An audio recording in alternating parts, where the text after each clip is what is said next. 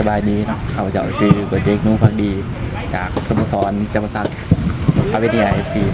สำหรับการฝึกซ้อมเพราะว่าเข้ามาหอดมือนี้เนาะแต่ว่า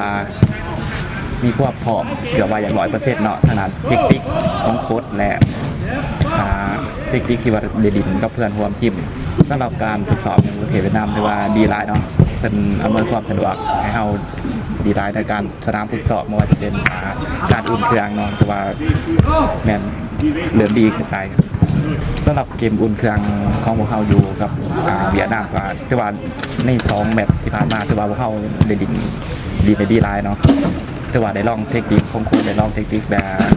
พวกเขาสามารถดินได้ดีหลายสำหรับเป้าหมายก็เก็บแต้มไว้สัก1 แต้มนะหรือว่าเป็น3 แต้มก็ยังยิงดีสำหรับ